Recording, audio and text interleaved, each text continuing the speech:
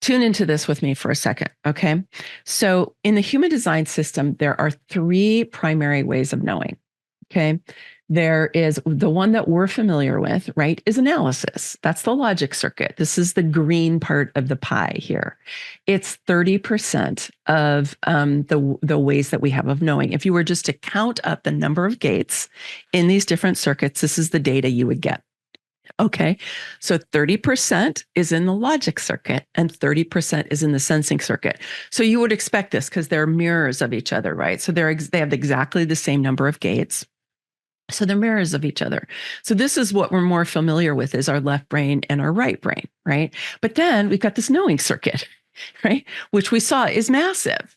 And it's actually bigger than either the sensing circuit or the logic circuit. It's 40% of the ways that we know what we know according to the human design system.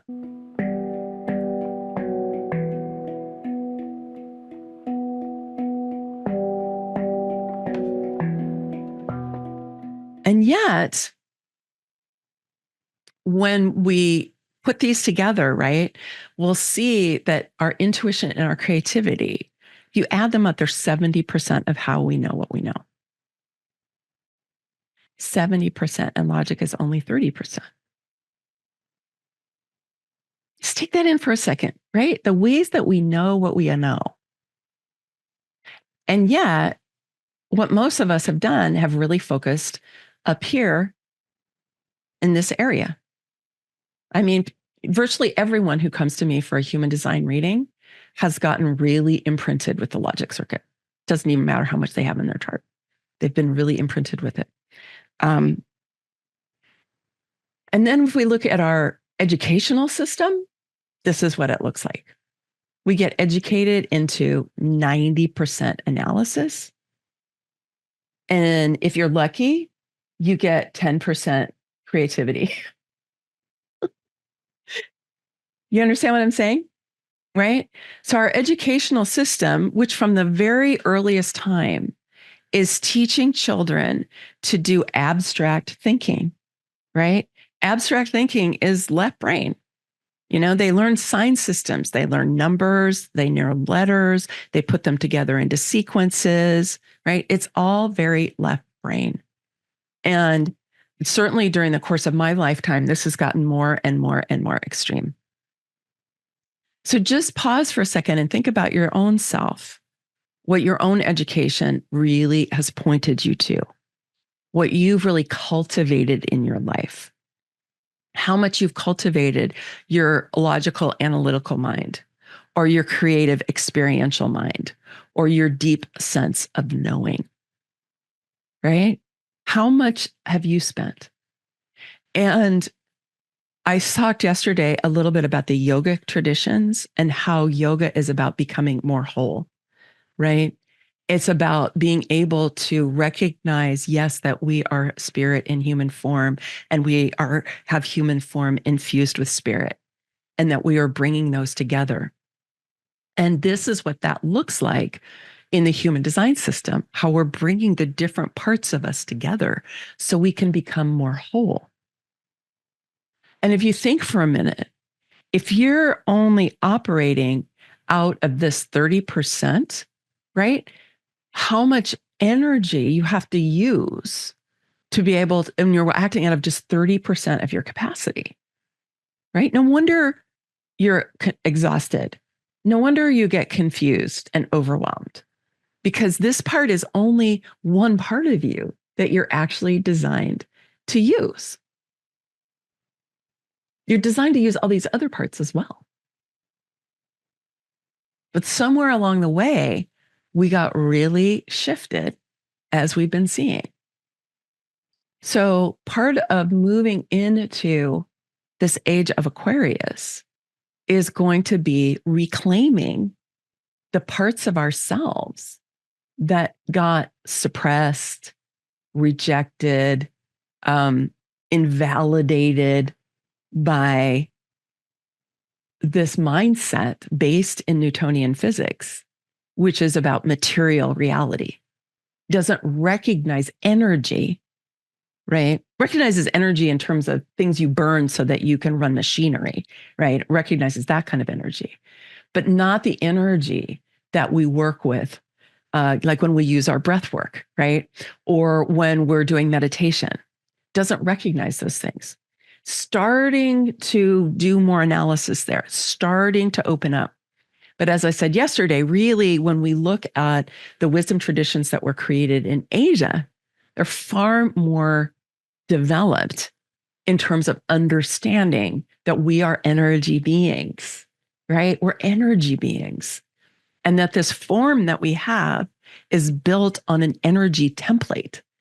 And this is part of what human design shows us, which of course draws on 4 ancient wisdom traditions that are all show us about our energy. And so as we're learning to understand ourselves as energy beings, which both our knowing circuit and our sensing circuit can really help us do, then we can expand and become more whole, right? Because we can have access to all of our intelligences. We have so many more intelligences than we've been led to believe.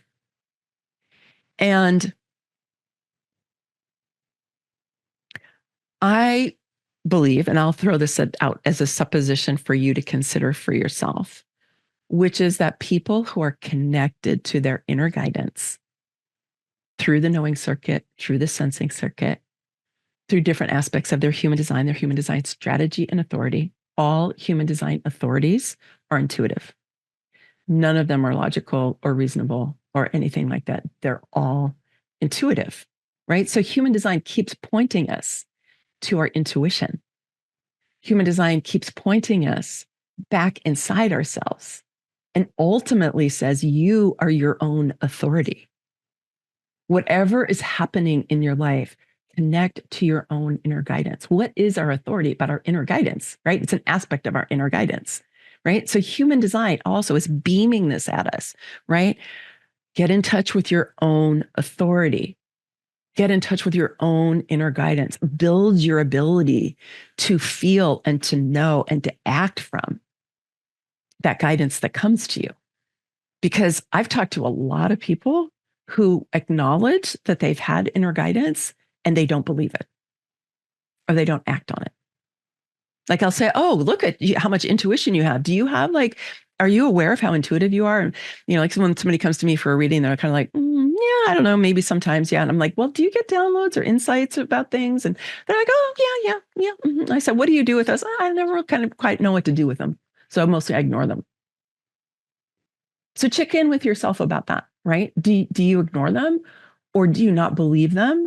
Do you let your logical mind to be undermining them by saying, oh, that doesn't make any sense? Where's the research behind that?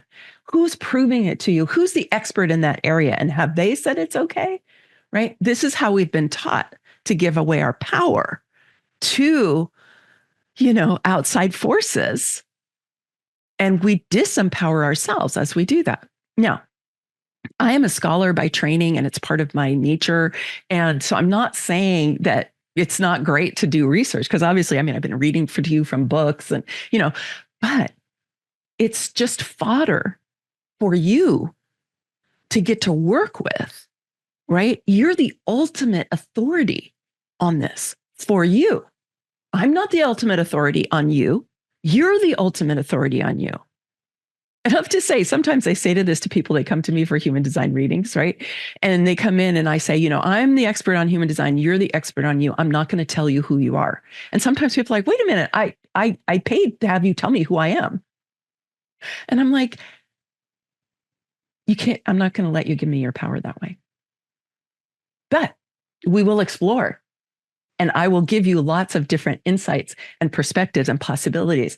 But you need to take those and run them through your own system. You need to decide if it's accurate for you. I can't decide that for you because my experience, and this is just one example that I'll give here, I have a deep, deep relationship with the sensing circuit. I only have one gate in the sensing circuit defined in my chart. But because of my lifelong interest in embodiment, movement, dance, the felt sense, right? All of that. I've put myself into environments over the years where I've really grown my understanding and my experience of that sensing circuit, because the sensing circuit is experiential. So I just want to say, it's not just what's colored in your chart. It's not just what's defined in your chart. It's also what you've been drawn to. And it might be something that's open in your chart. So I always like to say that, because sometimes people are like, I don't have that. I don't have that. I'm like, you have the whole chart. So you can grow your relationship with any part of the chart that's open, which of course what people have done as they built their left brain dominance, even if they don't have a lot of the logic circuit defined in their chart. I see it all the time, right? So I mention all of this because I really feel that the human design system is a template for all of us for an evolving humanity. And yes, you want to be looking at your definition, just the colored in parts. You want to be looking at your strategy and authority, strategy by type, and your authority, because these are keys for you to understand how you're working with your own inner being and how you're working with spirit, because strategy is more about working with spirit. Authority is more about working with your inner being. But they're both dynamic. It's all dynamically working together, right? It's all intuitive. None of it's logical. And it is helping us to break out of the confines that we've had that has led us to this left brain dominance, and also to living inside of a system of domination from the age of empire that has become so normal to us that we just think it's the way things are. It's just normal for there to be massive income inequality, for example. It's just normal that some people, own all this land and lots of other people have no place to sleep, right? It's just normal. It's just how things are. It's not. We created things that way, right? And the good news is that a lot of that is changing now, right? This massive change moving into Aquarius, which is more humanitarian, more egalitarian. We're looking more at more communities that are of a size that you can actually get to know people and relate to people inside of, rather than these massive systems where we have no idea. You're just feel like a cog in the machine, right? This is all changing for us. Thank you for watching this clip from my Aquarian activation intensive that we did in November, celebrating Pluto moving into Aquarius fully. I want to invite you to a seminar that I'm going to be doing at the end of the month. It's on January 28th, Tuesday, January 28th. And it is a preview session about the Evolve Yourself with the Human Design Transits program that I know so many of you have been asking for, and I've been promising it, and I'm finally going to be delivering it. So I invite you to come and find out about it. I will tell you about how it's going to be delivered, what you're going to get, what the frequency is. It's a 4-month program. It's going to dive into the Incarnation Cross and the Human Design Transits. So you'll get to learn about the transits, but then really apply it to your own Incarnation Cross. So every month you'll focus on one of the gates in your Incarnation Cross. This is also known as the activation sequence and the gene keys. So we'll be bringing a little bit of insights from the gene keys as well. And this will help you to really ground and understand what the human design transits mean for you. Now, let's just remember that your human design chart is actually made from 2 different snapshots of the human design transits, one when you were born and one 88 days prior. So the transits aren't only what is constantly going on, but it's also what makes up your own human design. So if you're curious about this, you want to know more, we will put the way to register at the end of the video and also down in the description. And this preview session will be no pressure at all. It's just an opportunity for me to get to share with you what it is and for you to get to see if it feels like a fit for you. And then we can always have conversation about it so that we can just explore if you're like, yeah, this is for me. And if it's not, no pressure, it's totally fine. I hope that you'll continue to enjoy my videos. All right, my friends, many blessings, much love, and I hope to see you on the 28th.